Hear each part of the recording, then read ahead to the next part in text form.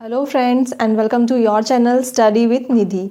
मैं आज आपको शैवाल पढ़ाने वाली हूँ, एल्गे। इससे पहले हम सूक्ष्म जीवों के दो डिस्कस कर चुके हैं, बैक्टीरिया एंड वायरस। आज हम करते हैं एल्गे डिस्कस। और जो भी सूक्ष्म जीव से रिलेटेड क्वेश्चंस बन सकते थे मेंस में, वो मैंने आपको एक और तरह का जो मेरा वीडियो चलता है उसमें बता दिया है, क्वेश्चन आंसर फॉर्म में। ओके, सो स्टार्ट करते हैं आज का हमारा टॉपिक, एल्गी, शैवाल। क्या होता है फाइकोलॉजी, जिसमें हम एल्गी का अध्ययन करते हैं, शैवालों का अध्ययन करते हैं, वो क्या होता है हमारा फाइकोलॉजी। ठीक है, ये आपका प्रीलिम्स में आ सकता है ये क्वेश्चन कि फाइकोलॉजी किसका अध्ययन है, या शैवालों के अध्ययन को क्या कहा जाता है, या शैवाल का अध्ययन किसके अंतर्गत किया जाता है, कि शाखा के अंतर्गत, तो फाइकोलॉजी है। नेक्स्ट है हमारा पादप जगत का ये सबसे सरल जीव है। कौन सा? शैवाल जो है वो पादप जगत का, मतलब प्लांटेरिया का, प्लांट्स का सबसे सरल सूक्ष्म जीव है, बहुत ही इजी स्ट्रक्चर वाला। ओके, इसकी जो संरचना होती है ये थाइलाकॉइड्स के रूप में होती है। इस तरह से ये चट्टानों में हमको मिलता है। जो यूलोथ्रिक्स है वो इसी तरह एक है, ये इस तरह से ये चट्टानों में, ये चट्टान है, ये बेस है उसका, ये उस पर लग जाता है।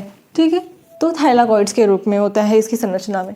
भोजन का निर्माण प्रकाश संश्लेषण, मतलब अगर इसमें भोजन की आवश्यकता होती है तो जो भोजन का निर्माण या ये भोजन प्राप्त करता है, ये प्रकाश संश्लेषण की क्रिया के फलस्वरूप इसको भोजन मिलता है। तो ये अपना भोजन स्वयं बना लेता है। कैसे? प्रकाश संश्लेषण के उससे। ठीक है, कहाँ कहाँ मिल सकता है ये? तो ताजे जो जलाशय हैं, ताज़ा पानी है, ठीक है, और जो क्या कहते हैं गर्म जल होता है वहाँ पे, समुद्री जल धाराएं हैं, ठीक है, उन सभी जगह आपको शैवाल मिलेंगे। देखिए, ताज़े जल, समुद्री जल, कीचड़, तालाब और जो भी नमी युक्त स्थान है वहाँ पर भी आपको शैवाल मिलेंगे देखने को। ठीक है, ये रेंगते कैसे हैं, ये गति कैसे करते हैं? तो इनमें फ्लैजला होते हैं। क्या होते हैं? फ्लैजला होते हैं इनमें। ठीक है, तो फ्लैजला क्या होता है? कोई भी है उसके आगे ऐसा पोर्शन होता है, जैसे क्लेमाइडोमोनास देखा हो, उसमें आगे है। ठीक है, तो वो क्या होते हैं? फ्लैजला, मतलब ऐसे ये नोक टाइप के होते हैं, इस तरह से ये आगे लगे होते हैं, तो क्या होते हैं? ये फ्लैजला होता है।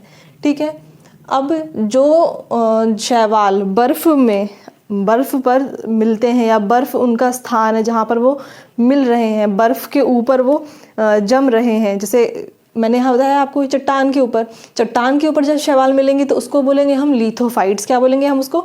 लिथोफाइट्स। वही अगर ये चट्टान को अपना आधार ना बनाकर बर्फ को अपना आधार बनाए, किसको? बर्फ को अपना आधार बनाए, तो उनको क्या बोलेंगे हम? क्रिप्टोफाइट्स।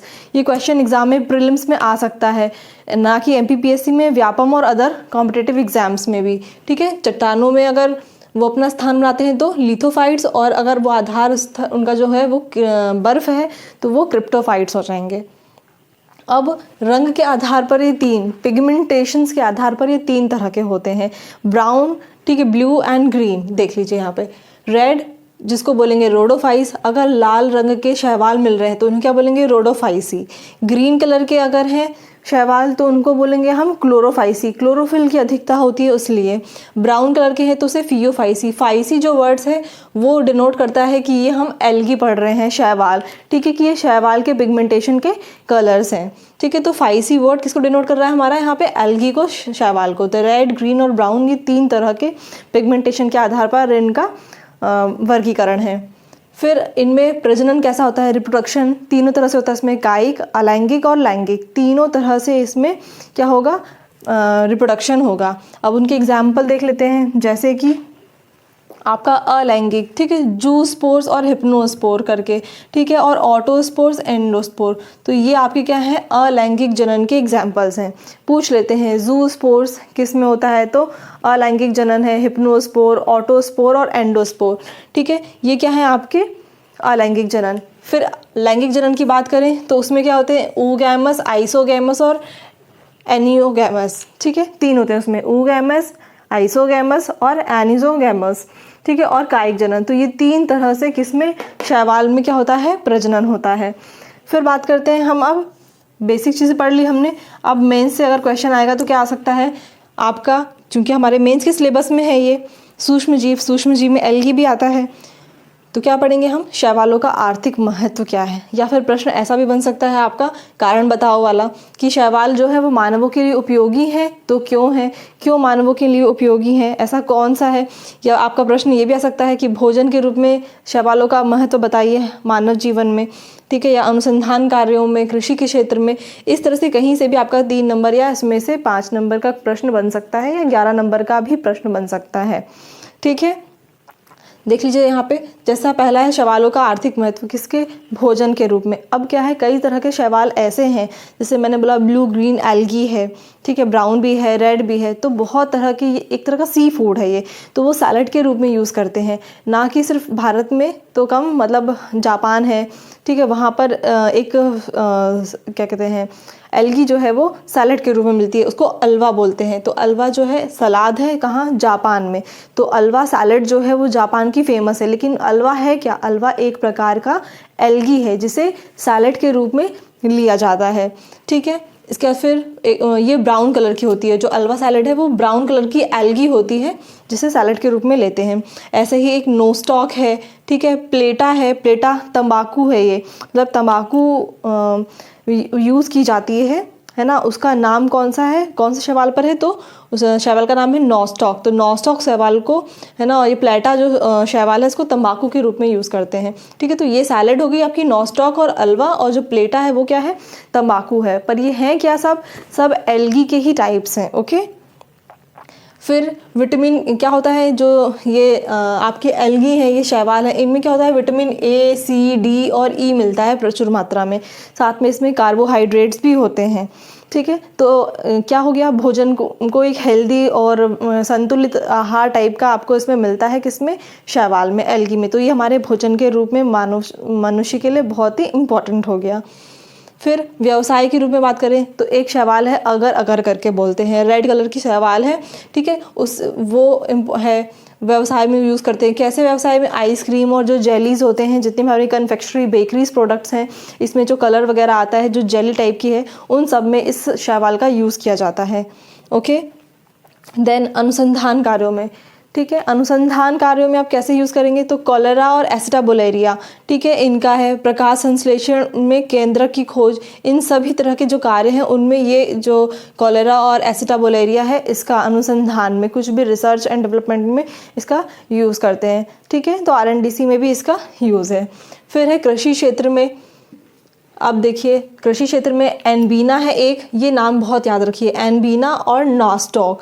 नॉस्टॉक देखिए यहाँ पर भी थी, ये भोजन के रूप में यूज़ करते थे, ठीक है। तो नॉस्टॉक ये क्या करते हैं कृषि क्षेत्र में, कैसे, एनबीना शैवाल जहाँ होगी, जहाँ नॉस्टॉक शैवाल उगेगा तो क्या होगा, नाइट्रोजन का स्थिरीकरण। मैंने पहले भी बताया था, जैसे कि हमने एक राइजोबियम नामक जीवाणु पढ़ा था, बैक्टीरिया, वो भी कृषि में सहायक था, ऐसे ही ये भी सहायता करती है, ठीक है। तो क्या करते हैं, ये जो बंजर भूमि है, ऊसर भूमि है, उसको उपजाऊ बनाती है, जिससे वो खेती करने योग्य हो जाती है, ओके। ऐसे ही औषधि के रूप में भी शैवालों का यूज़ किया जाता है। कॉलेरा नामक जो शैवाल है उससे एंटीबायोटिक प्रतिजैविक बनती हैं, ठीक है। कारा और नाइट्रेला है, इससे मलेरिया की जो मेडिसिन है उसमें यूज़ किया जाता है, तो औषधि के रूप में काम कर रही है ये, ठीक है। तो शैवालों का ऐसा ही क्या, औषधि के रूप में भी काफ़ी उपयोग करते हैं हम, ठीक है, जो मलेरिया उन्मूलन की दवा है उसके लिए। फिर मवेशियों के चारों के रूप में जो सरगासम है ना, वो कृत्रिम ऊन बनता है उसका, ठीक है। फिर भूमि निर्माण में जो रेड एल्गी होती है, वो नई भूमि के निर्माण में, डेड एल्गीज पड़ी रहती है, तो उसे क्या है, नई भूमि निर्मित होती है, ठीक है। तो ये हमारे क्या है, शैवालों के आर्थिक महत्व हैं।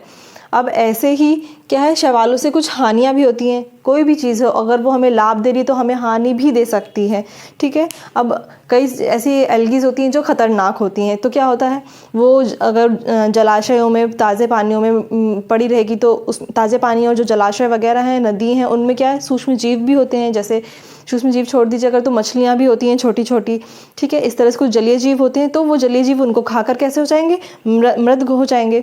तो क्या होगा, वो नुकसान हो जाएगा उन जलीय जीव में जो उन जल में पाए जा रहे हैं, ठीक है। तो ऐसे ही विषैले शैवाल होते हैं जो जलाशयों में क्या है, प्रदूषण को बढ़ाते हैं, जीवों की संख्या उससे घट जाती है।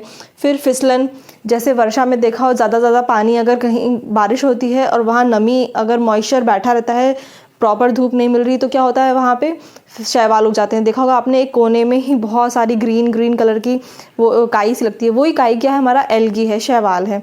ठीक है, तो फिसलन के लिए वो उत्तरदायी होती है। ब्लैक एंड ग्रीन कलर की, ब्राउन कलर की भी लग जाती है कभी कभी, बहुत ज़्यादा एक्सटेंड होता है तो। फिर चाय उद्योग जो होते हैं उसमें क्या है, लाल कीट रोग होता है, तो वो क्या है, शैवाल की वजह से लग रहा है। ठीक है, तो ये क्या हो गया, हमारी हानि होगी और ये हमारे लाभ हो गए। तो ये तो हमारा क्या हो गया, बेसिक शैवाल से रिलेटेड और मेंस का भी हो गया, और प्री से रिलेटेड जो भी क्वेश्चन आ सकते हैं कि गति कैसे करता है, और लिथोसाइट क्या होता है, चट्टानों पर अगर होगा तो क्या बोलते हैं, बर्फ़ में अगर होगा तो क्या होगा।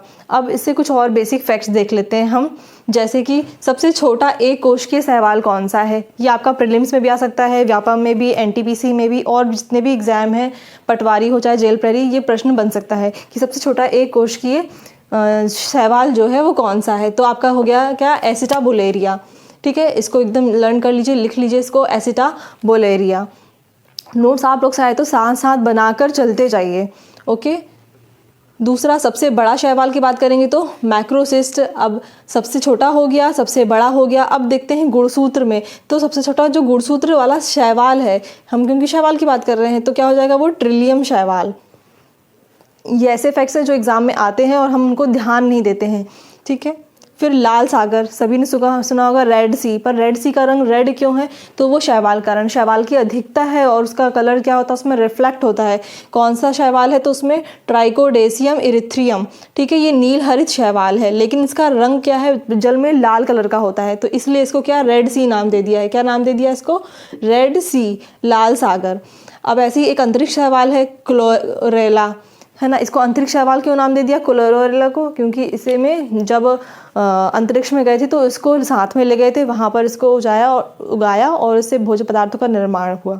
ठीक है, खाने के लिए, तो इसीलिए इसको क्या बोलते हैं, अंतरिक्ष शैवाल। क्या नाम है उसका, कोलेरा। और ऐसे ही जो नील हरित शैवाल है, बहुत फेमस है, ब्लू ग्रीन एल्गी। ठीक है, तो इसको क्या बोलते हैं, साइनोबैक्टीरियम। ठीक है, तो ये हमारा क्या हो गया, फैक्ट्स हो गए, सूक्ष्म जीवों का महत्व आर्थिक हो गया, और जो बेसिक डिटेल्स थी ये हो गई।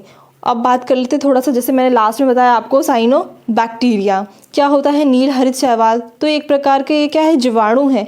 ये उन स्थानों पर पाया जाता है जहाँ प्रकाश संश्लेषण की क्रिया नहीं होती। वैसे मैंने बोला कि हाँ, प्रकाश संश्लेषण के द्वारा ही भोजन बनता है, लेकिन जहाँ प्रकाश संश्लेषण की क्रिया नहीं होती है वहाँ पे ये साइनोबैक्टीरिया जो है वो डेवलप होता है। ठीक है, और ये अपना साइनोबैक्टीरिया जो है प्रकाश संश्लेषण की क्रिया द्वारा अपने भोजन का फिर ये निर्माण करता है। एक कोशिकीय या बहुकोशिकीय होते हैं ये, और इनमें क्लोरोफिल नामक प्रकाश संश्लेषी जो वर्णक है वो पाया जाता है, क्योंकि जिसमें भी क्लोरोफिल पाया जाएगा वही क्या कर सकता है, प्रकाश संश्लेषण की, फोटोसिंथेसिस की क्रिया कर सकता है। ठीक है, अलैंगिक जनन होता है, इसमें भी सेलुलोज की बनी हुई होती है। ठीक है, तो एग्जाम में आपको क्या है, साइनोबैक्टीरिया का महत्व भी लिखने को आ सकता है, अगर थोड़ा सा पेपर टफ करने की कोशिश की गई तो ये आपके सारे बेसिक क्वेश्चंस पूरे कंप्लीट हो चुके हैं एल्गी से। ऐसे ही हम जल्दी से जल्दी फंगस पढ़ेंगे और प्रोटोजोआ, इसके बाद हमारा सूक्ष्म जीव कंप्लीट हो जाएगा। फिर हम आते हैं जैविक कृषि के जो प्रश्न होंगे मैं आपको वो प्रोवाइड कर दूंगी। ओके, फिर भी मैं बार बार रिक्वेस्ट कर रही हूँ आप लोगों से, जिन भी लोगों ने क्लास जो थर्ड लेक्चर था उसके बाद जो वीडियो अपलोड किया गया है सूक्ष्म जीवों से रिलेटेड, उसमें पूरा क्वेश्चन आंसर फॉर्मेट में मैंने अभी तक जो सूक्ष्म जीव पढ़ाया है, कैसे कैसे प्रश्न बन सकते हैं, वो पूरा का पूरा 3 नंबर, 5 नंबर, 11 नंबर के हिसाब से लिख कर बताया है। तो प्लीज़ आप लोग वो वीडियो को देख लें और उसके नोट्स बना लें। Thank you friends.